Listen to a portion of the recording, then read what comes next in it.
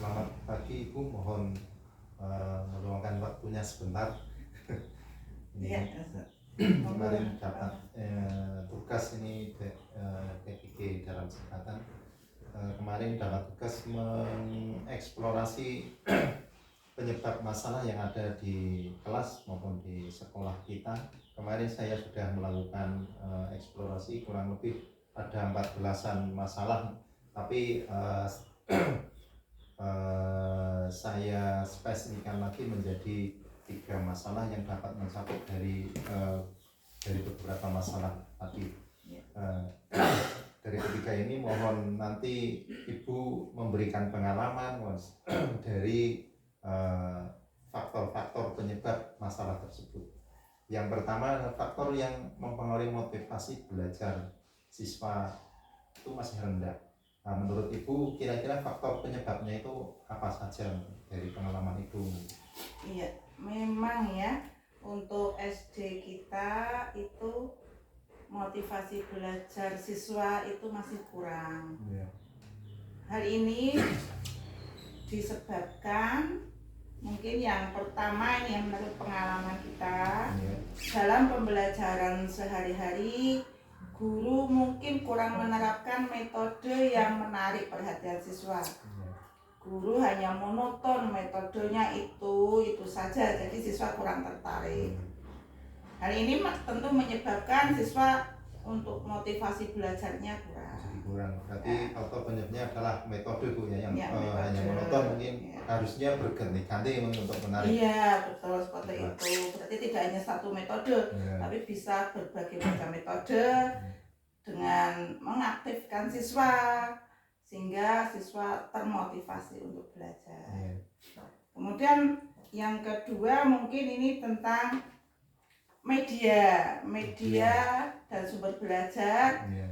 Di SD kita sudah ada tapi mungkin belum dimanfaatkan dengan baik.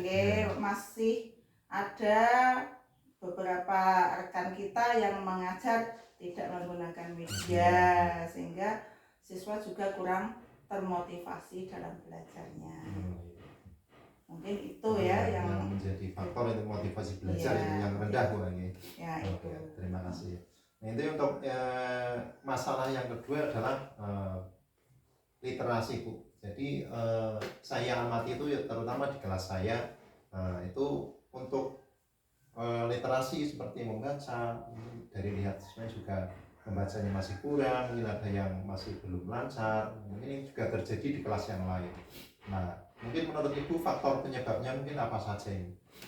Iya, memang kebiasaan membaca di SD kita nih ya, ini memang anak-anaknya masih kurang.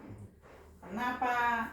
Kita dalam keseharian anak ini mungkin lebih senang bermain game ya daripada membaca dianggap kuno. Nah, itu makanya sekarang anak-anak lebih suka bermain game. Kemudian untuk membaca ini biasanya kita agak dipaksakan. Kalau tidak dipaksa, anak tidak mau membaca ya.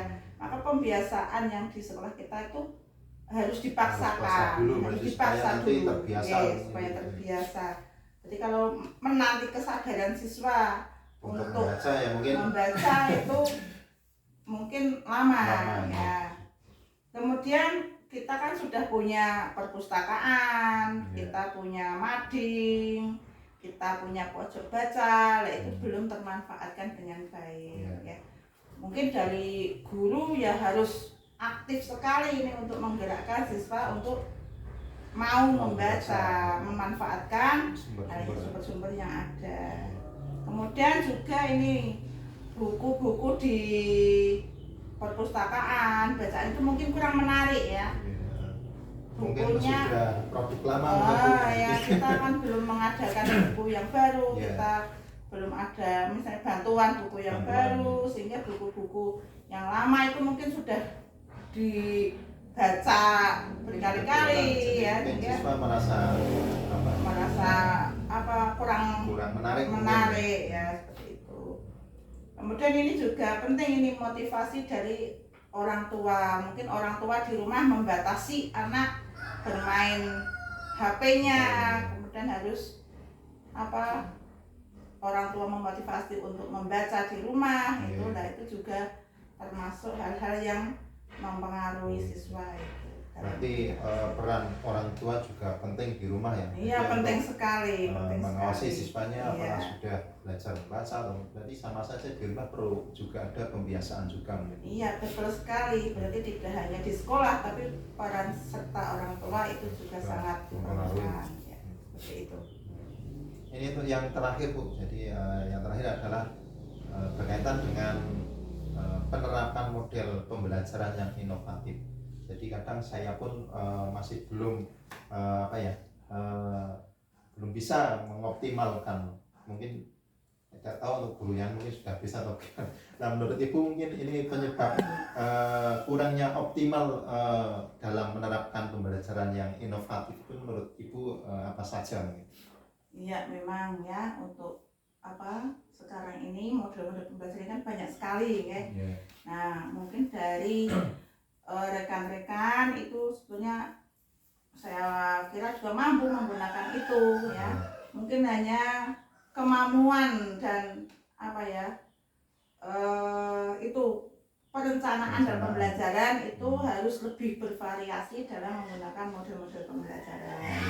Jadi guru memang harus banyak belajar, belajar, banyak berinovasi, banyak berinovasi, kemudian bisa lihat dari Google dan sebagainya, itu saya kira rekan-rekan mampu. Tapi juga ini untuk SD kita keterbatasan pendukung ya, terutama TIK, laptop, LCD, kemudian yang lainnya itu internet kita juga masih kurang. Nah itu juga mempengaruhi penerapan modul pembelajaran yang inovatif itu juga sangat berpengaruh. Seperti itu. Sarana dan prasarana memang perlu mendukung juga untuk itu. Iya, untuk SD kita memang kita akui masih kurang untuk sarana dan prasarana pendukung TIK ini. Begitu ya. Terima kasih Bu atas waktu dan pengalamannya serta motivasi semuanya. Mungkin semoga bisa memberikan manfaat untuk saya dan mungkin teman yang lain. Mudah-mudahan ke depan kita lebih maju lagi. Amin. Ya, Matur nuwun Bu. Iya, terima kasih sama-sama.